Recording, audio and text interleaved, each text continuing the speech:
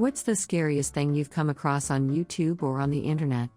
Back in 2015, I had a cousin gone missing, and because of his behavior prior to that, resentment towards society and suicidal thoughts, his father suspected he was planning and put an end to his life. So by the fourth day after he went missing, I was in school checking my WhatsApp, and in a random neighborhood group someone sent pictures of a random dude who jumped from a telephone tower near our house. I'm not into gore, but unfortunately my phone was configured to auto-download photos, and when I opened my camera roll I saw my cousin dead with his neck broken. It was awful. 10 seconds after I saw the photos, my father calls me to give the news and warn me that people were sharing the photos online, but by that time it was too late. Probably Funky Town and with a Timothy Treadwell recreated audio. For those who are unaware of what those are, Funky Town is a video made by a Southern or Central American, I believe Mexican, cartel. Dude's laying on the ground. His face and eyes have been removed. His hands are gone. Blood coats everything. Cartel members are jamming sticks into his mouth, cutting his tongue with razors and slashing at his throat. He is alive and screaming the entire time, and Funky Town is playing in the background.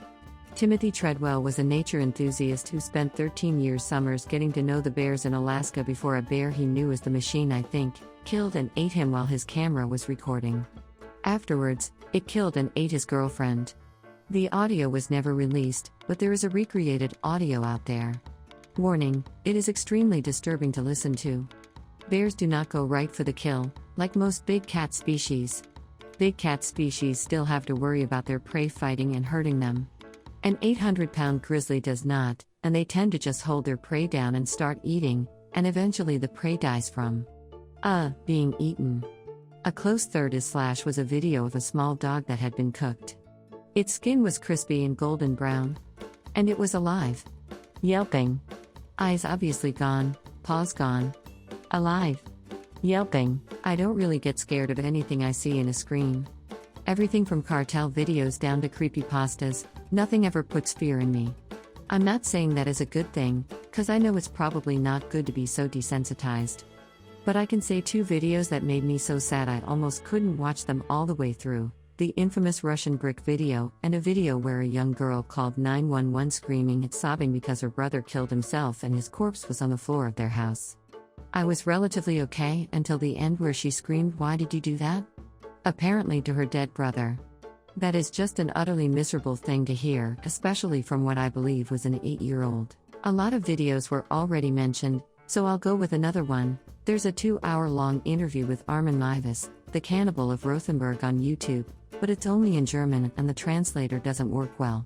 But when you can speak German, it's both very interesting and very bizarre. Meiwes speaks about his entire life, how he grew up, what he did for work, and all the regular things, before he starts with talking about the cannibalism. He goes through the protocol, how he met Bernd Brands, a guy that wanted to be killed and eaten. I'm not joking now, that guy wasn't a victim in the way that he was kidnapped and killed against his own will. No, he searched in the web for a cannibal that would eat him. After some time, there comes the point where you realize that Brands was even worse than Meiwes. Like Brands tried to eat his dick, after Meiwes cut it off. He joked like, "When I'm still alive tomorrow, we will eat my balls for breakfast," and such things. Meiwes is still in prison and is now a vegetarian. Guess he had enough meat. And the main question, which taste is human meat, is answered by Meiwes as it is just like pork, you don't notice any difference to animal meat. Back when I was 12 to 14, the internet was still not crazy everywhere and RuneScape was new. I could only play it at the public library. I would sell my runes because I needed every single cape, and would rather buy them than hunt them down. One of my buyers started chatting a lot and he was funny. We would mine runes together for hours and chat about me. I learned internet lingo from him like A/S/L. He asked if he could send me cool Game Boy games, so I have him my address. He asked if I needed money, so he sent me a few bucks at a time, and I thought it was really cool that he had folded them into the shape of hearts.